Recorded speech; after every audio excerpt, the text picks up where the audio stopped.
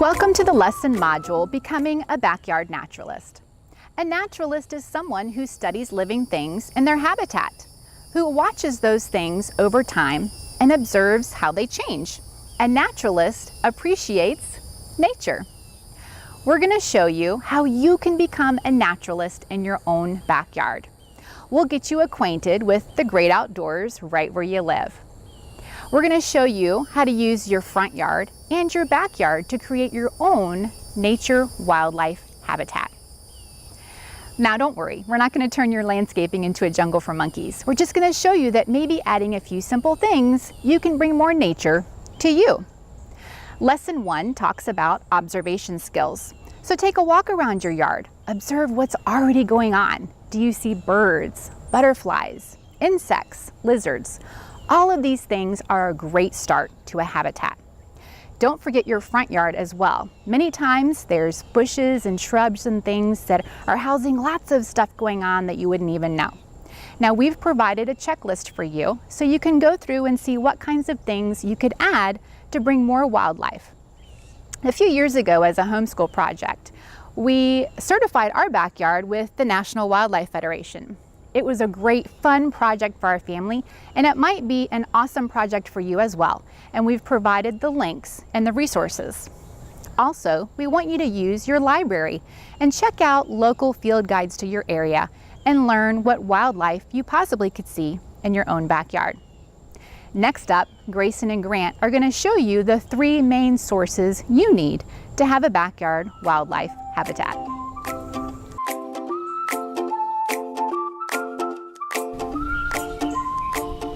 The number 1 source of your wildlife habitat is food. They can get food from trees or brush, but if that's not the case, you can get one of these bird feeders at your local store, or you can make your own.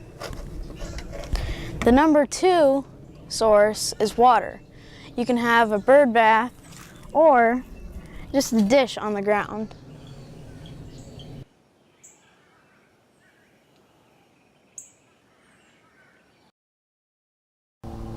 When you're taking a walk around your yard looking for habitat, keep in mind your front yard landscaping.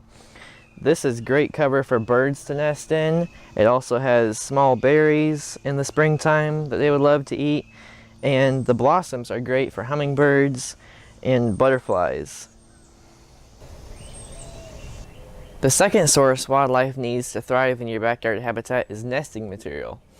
This dead tree provides lots of nesting material for birds. It has lots of Spanish moss, vines, and bark, which makes really good nesting material. Just this dead tree can house many different birds. These woodpecker holes, the woodpeckers drill out and they get the bugs out of there so they can eat. And also there's a hole up in the top where they live. Another great thing to do is to create a small brush pile just like this one. It provides shelter for small animals like rabbits and squirrels and frogs. And also there's some nesting material in there for birds to use. Another great idea is to take a berry basket like this and fill it with scraps of fabric, Spanish moss, twigs, leaves, and hang it outside near a bird feeder or anything else birds might be attracted to. And they can take this and use it to build their nests, and it can really help them out because sometimes there's not enough resources for them to build their nests. Flowering trees like this crepe myrtle are beautiful landscaping, but they're also a great food resource for lots of different animals, such as bees, hummingbirds, and butterflies. And now it's time for you to make your own backyard wildlife habitat.